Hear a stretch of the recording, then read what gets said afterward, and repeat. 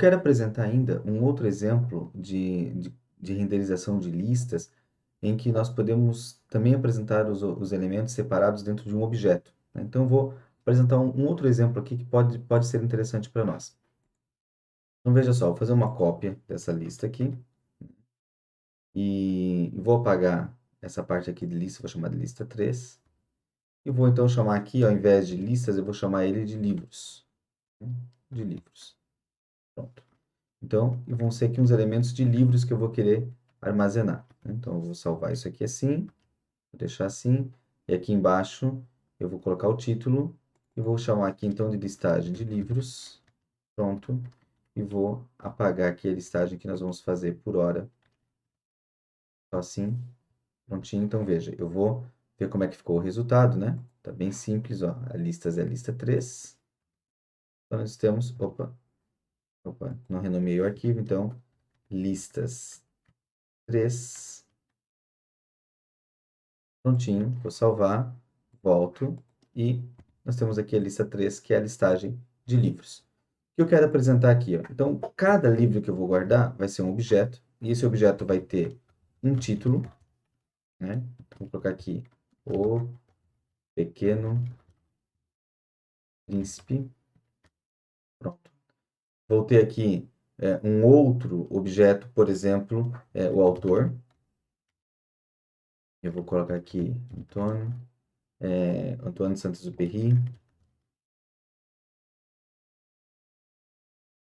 Vou colocar aqui a primeira publicação dele, publicado em... Então, a primeira publicação do Pequeno Príncipe foi em 1943.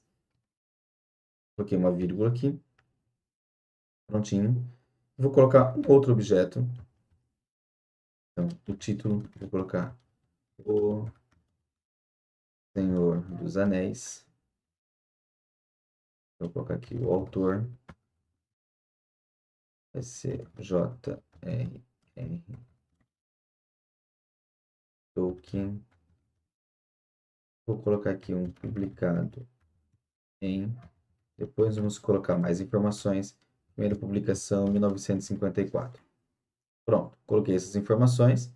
Então, aqui eu posso também pegar uma listagem, né? Uma LI, e aí nós vamos fazer um v-for, vamos colocar livro em livros, usando como chave, né? Nós podemos pegar aqui também, então, vamos pegar o índice dele, né?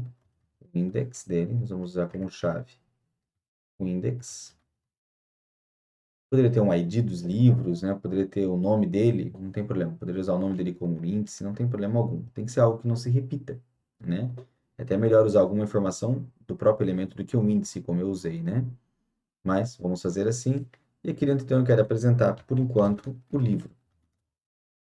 Só isso, né? Tá aqui o livro. Então, tem essa informação aqui. Nós já temos aqui, então, o livro, né?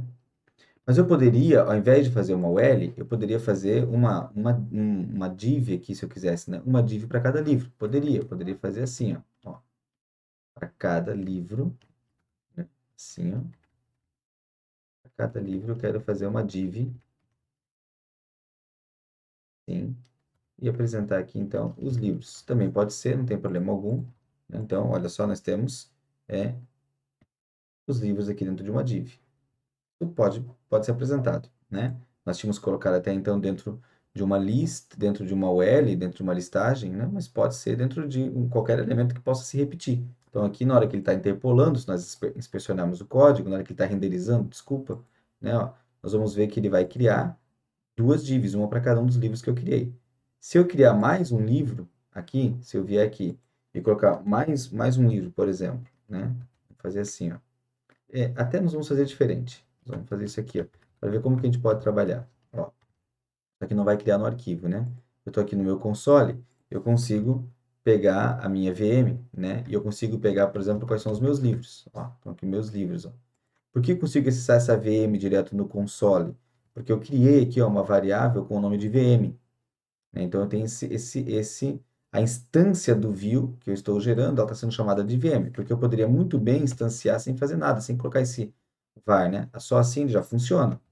Só que daí eu já não tenho uma VM aqui para poder acessar, né? Se eu colocar aqui a VM, ele não sabe quem é. Quando eu coloquei o nome dela assim, eu consigo acessar essa VM, né? Por isso que a gente sempre criou com var, VM, né? O nome da instância, embora não precisasse ser feito. Então, quando eu faço isso, eu consigo agora acessar essa VM livros. Isso aqui um objeto, né? Um array, né? De objetos. Então, eu posso muito bem agora aqui fazer assim, ó, livros.push, né? Eu quero colocar o quê? Um objeto, de novo, que tenha um título. Aqui não vai salvar lá dentro do objeto, por exemplo, ó, o Conde de Monte Cristo, sim, né? Monte. Vou colocar aqui o autor. Então, nós vamos escrever aqui o nome do autor é Alexandre Dumas e foi publicado em. Então, nós vamos pegar o ano de publicação dele, que é 1844. Pronto. Então, nós colocamos um objeto aqui dentro.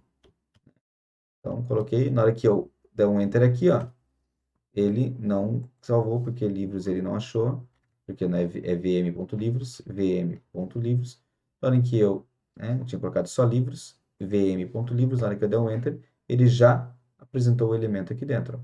Então, já consigo fazer isso. Se eu quisesse fazer uma alteração, né?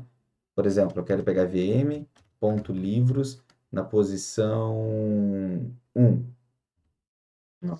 Ele tem aqui um objeto que é o Tolkien, né, e o Senhor dos Anéis, né? Se eu quisesse pegar esse elemento, ponto 1, ponto, por exemplo, o título, né, eu tenho aqui o Senhor dos Anéis. Se eu quisesse alterar isso para, por exemplo, o Senhor dos Anéis, assim, né, ele já faz a alteração aqui para mim só neste elemento. Né? Já fez a alteração aqui para mim em maiúsculo.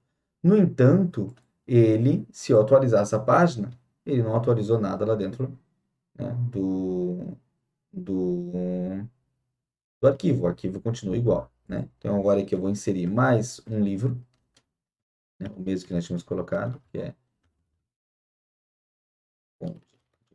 isto.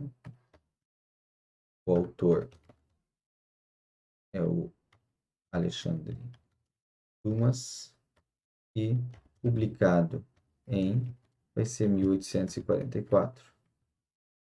Pronto, salvamos essa informação. Agora nós já temos essa informação adicional aqui. Mas, como nós podemos apresentar? Né? No próximo vídeo, nós vamos ver também que a gente pode percorrer um objeto. Né? E já vou apresentar para vocês como fazer isso.